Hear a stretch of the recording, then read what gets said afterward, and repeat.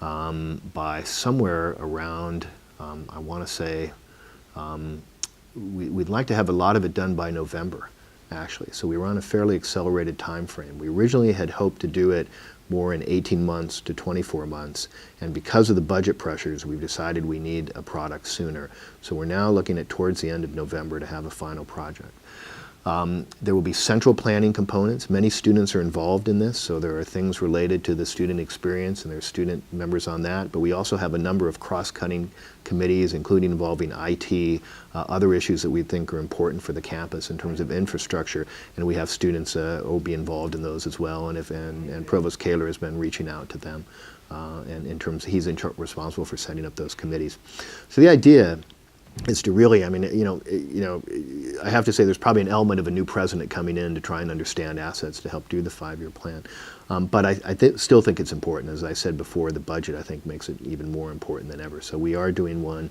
I expect to have some results hopefully by the end of November. But each school, as I said, is responsible. But then we have some committees that are responsible for the university as a whole and responsible for trying to integrate the products that come, particularly in areas like multidisciplinary education, multidisciplinary components of research, and we'll bring those groups together hopefully to come up with themes and so on that'll be good for the university as a whole.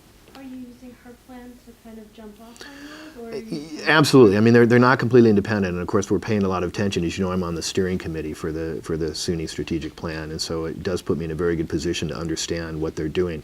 But as I said, it's kind of a general thematic thing. So I think what you're not going to see necessarily from the SUNY strategic plan might be the kind of level of detail that you're going to see from Stony Brook's plan. But you're absolutely right. I mean, it would be foolish for us, I think, if SUNY makes a decision that, for example, they're going to invest resources in terms of alternative energy sources, for example, and research in alternative energy, which might be one component of a plan. And don't quote me as saying that's going to be in it, but that might be one component of a plan.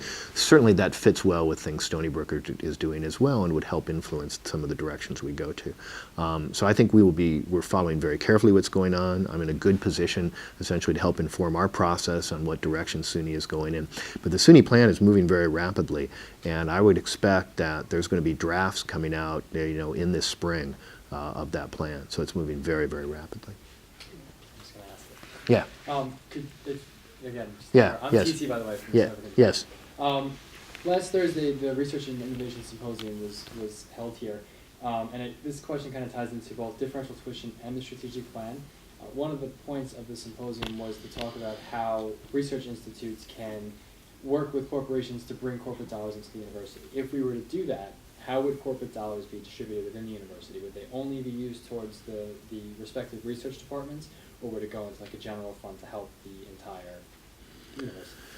Well, I mean, I think it depends kind of on what kind of arrangements are made, fundamentally. So, our collaborations with industry take a number of different forms. So some of them are direct grants or contracts, in which case standard rules related to indirect costs apply, and the flow comes from, I think, standard ways in which we deal with indirect costs. Other types of partnerships might have different types of arrangements. It would really depend on what is done. I mean, I think the issue is that all of these things, there's a number of policies, of course, that guide kind of things related to patents, licensings, and so on. Those are all within the SUNY system. So nothing we would do, I think, would be outside that kind of range, I think, of policies that we have. So, I don't have a completely specific answer, but I mean, I think the idea would be that any income we generate that comes into the university. I mean, one of the nice things about being president is you really can take an all funds approach to things, right? So when I think of a dollar, any dollar coming into the university to me is a positive. It doesn't matter so much to me where it flows because money goes to different places. I mean, we certainly are careful about what we use each component for, but it's still in one sense kind of one all funds budget from my perspective. So I don't think there's anything that says that money that came in here would go specifically to one area and not another. We will try and provide. I mean, one of my goals would be, I really want to incent units to do research. I mean, what's your incentive essentially to do research if you're at Stony Brook? And so by finding ways to get some more indirect costs back to departments where they can help support research in the departments, that's a way to try and incent research. So to the extent I can do that, I'm interested in doing it. But I think, I know it's a kind of a general answer, but I think it would really depend on the type of partnership before I could be more concrete in telling you what would come from it. Thank you. Mm-hmm. So Brittany touched on this earlier. The hotel, Obviously, it was a pretty controversial topic before FIA was introduced, and that obviously took a lot of attention away from it. But there are groups, obviously, in the community that are still very much fighting the hotel. It's gone so far as lawsuits have been filed. I mean, what is your reaction to the community's reaction to the proposal for a private hotel on campus? Does that change your opinion on it at all? I mean, is it? No. I mean, I'm not to give you a short answer. You know, I think it's still a very vital part of what we need to do, and there certainly are some people in the community. I think, you know, it's hard for me to quantify. You know, a small group can you know, have an impact, but you know, I think it's, as you say, it's in litigation, so I can't comment really on specific elements of it. But it has not in any way, shape, or form dissuaded me that this is something that's important for Stony Brook to do. I think there are tremendous benefits that would come from this in terms of conferences, as we've talked about before, in terms of the ability to host families for some of the events. You know, as we look at the kind of ways we're going, some of the exciting things that are happening on campus, you know, if we'd been lucky enough to win that game last night, you know, we might have been hosting the championship, right, for the America East Basketball Conference, and that's the kind of event. Then would it be nice to have a hotel on campus where people could come and stay and then go to an event like that.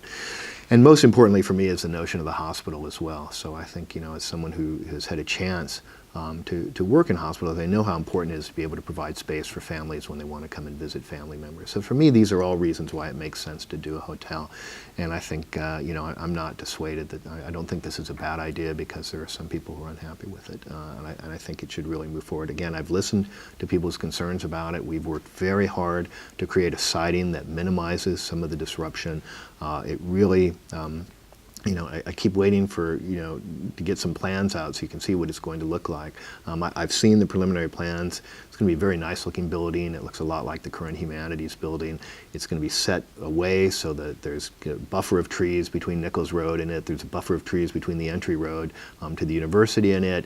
And it'll be visible really more from the campus drive. So, I mean, it really, I think, is, when people see it, I think they'll be impressed. And so I'm full speed ahead to the extent I can be.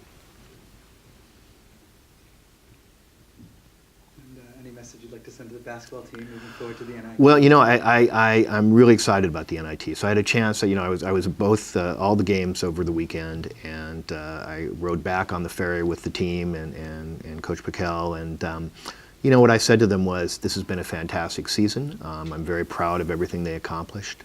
And it's not over. I mean, I'm looking forward to the NIT game. I mean, I think everybody was really sad last night, because I think we were really hoping to have a chance to host that championship game.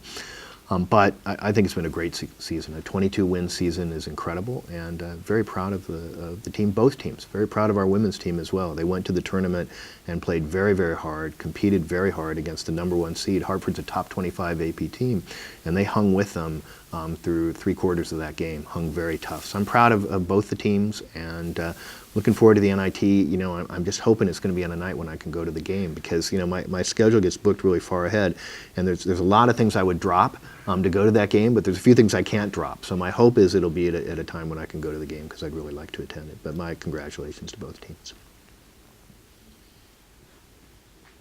Yep. Yeah, Yep. well, Yep. Since you mentioned the championship game, and it brings up the arena renovation, what's being planned with that? Well, you know, that was an unfortunate situation. So as you know, the funds to complete that arena renovation have been held up essentially by the state. And so the money was actually appropriated, but it hasn't been released. And I wish they would release it. I mean, I think it's kind of holding us in a limbo essentially, and I'd like to get that done.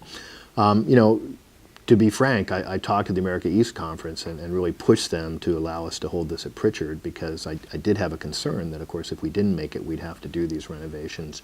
I don't want to say for naught, because I'm hoping we'll host an NIT game, but you know, that I'm not sure that's going to happen.